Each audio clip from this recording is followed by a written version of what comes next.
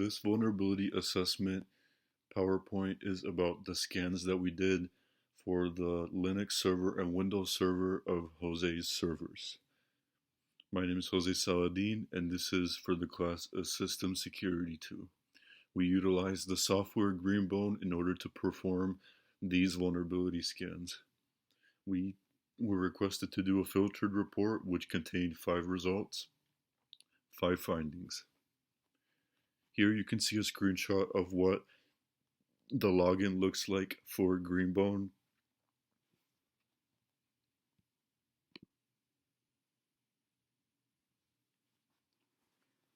What is Greenbone, you may ask?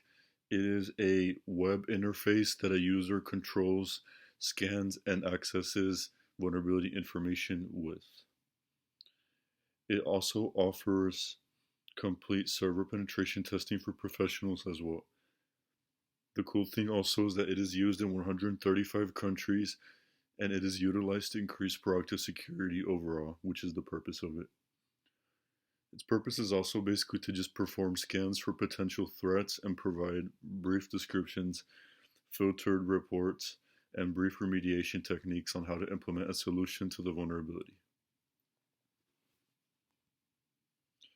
It also helps you identify security vulnerabilities before they can be exploited, which is really good because it can save the company from becoming jeopardized, and it saves us a lot of time and money. It also reduces the risk and impact of cyber attacks and recommends remediation actions, of course, as well. To your right, you can see kind of what the logo of Greenbone looks like.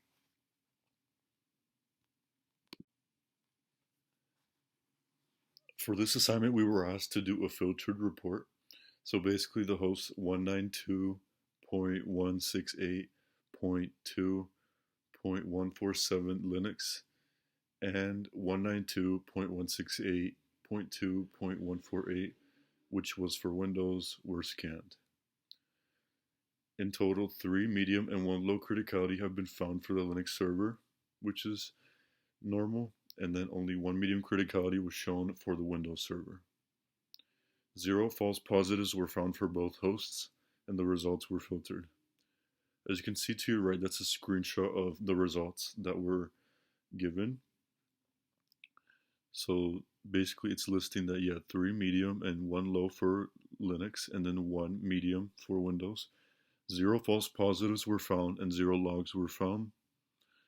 5 results were selected because the report is filtered, of course, but if you were to download an entirely new report with the full report, it were to be 87 results. Some vulnerabilities that were found: the HTTPS windows, the vulnerable cipher suites basically was found, and then for that, it has been reported exactly that the 64-bit block cipher 3DS, which is a block cipher algorithm used as a mode of encryption, is vulnerable to the Suite 32 attack. It's a vulnerability that exploits block cipher collisions, basically is what Suite 32 attack is.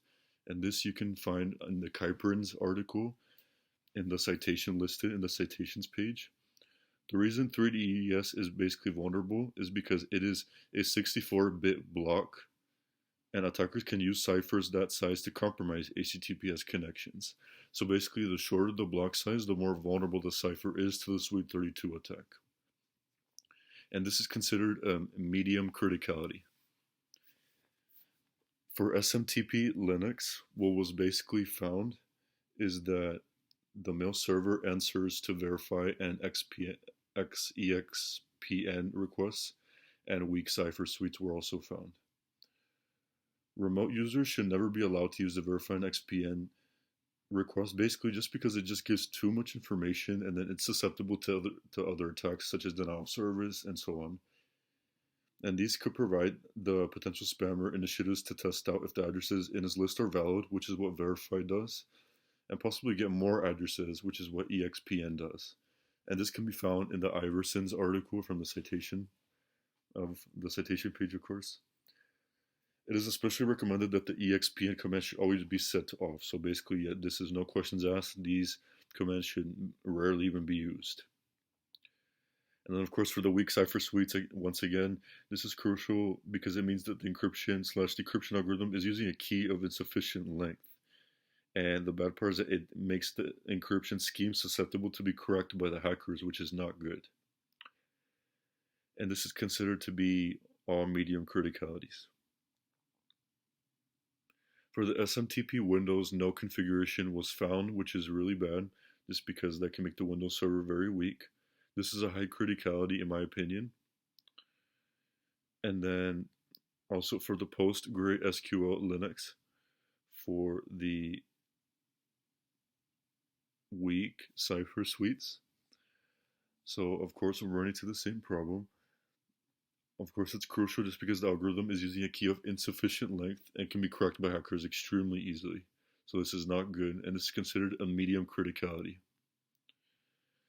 For the Linux OS system, we didn't find anything for the Windows OS really, besides the SMTP and stuff like that, but for the Linux OS, we did find, of course, that the TCP timestamps were reported as a vulnerability in the report. It appears that the host was implementing RFC 1323, and it's not satisfactory to detect this because the remote host can sometimes be computed. It's important to repair this very quickly just because it frequently is going to happen. It's also extremely commonly overlooked since it happens very so often, so that's why it's very important. This is considered a low criticality though, but it is still, of course, very recommended to get this repaired as soon as possible.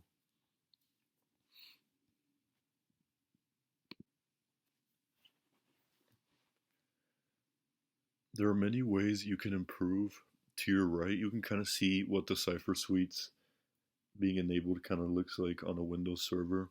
Of course, this is for a different version, but just to give you an idea of what it looks like. So, of course, ways you can improve is, of course, disabling weak ciphers in Windows IIS web server.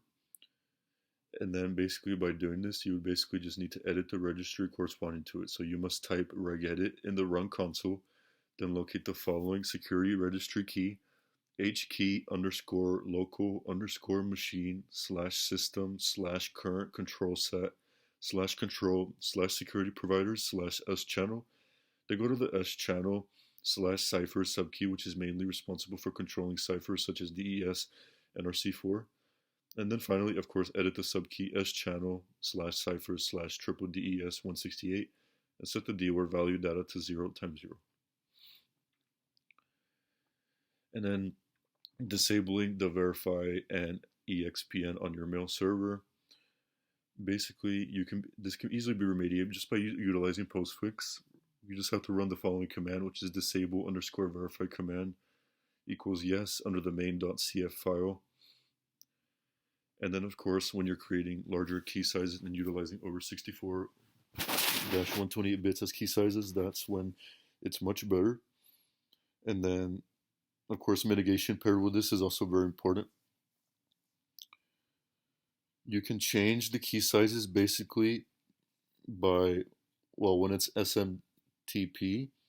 For Linux, for example, you would have to edit the configuration file utilizing Apache. So you would do /etc/apache2/iss.conf.in file and change the contents of the line to the SSL cipher suite command listed in the report, and then that should do it.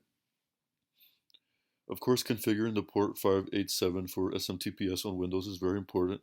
The instructions were listed on the report.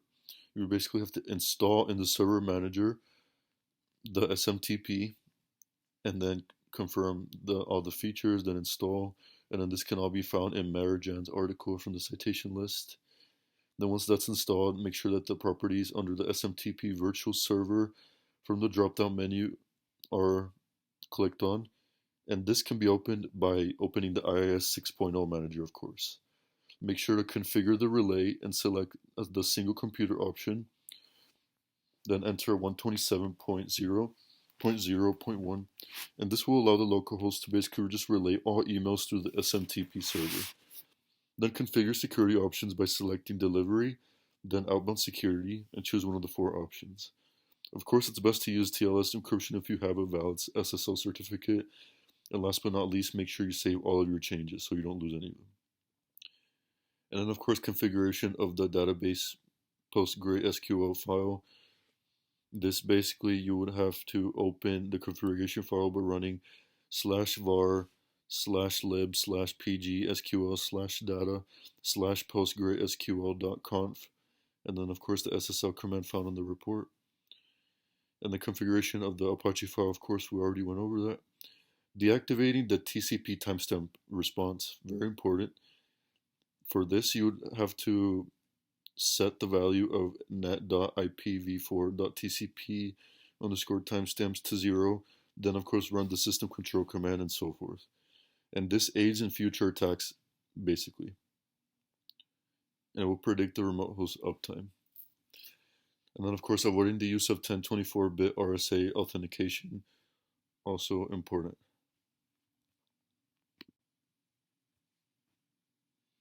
Benefits of these hardening recommendations is that it will prevent conflicting timestamps sent by the host. It will provide secure connections within the limitation of TLS v1. The Windows server will be hardened, ciphers will be strengthened, and 3DES will not be vulnerable to the Sweet 32 attack. And then these are my works cited page. And then this is the second page of my works cited page. And I thank you for coming to my presentation.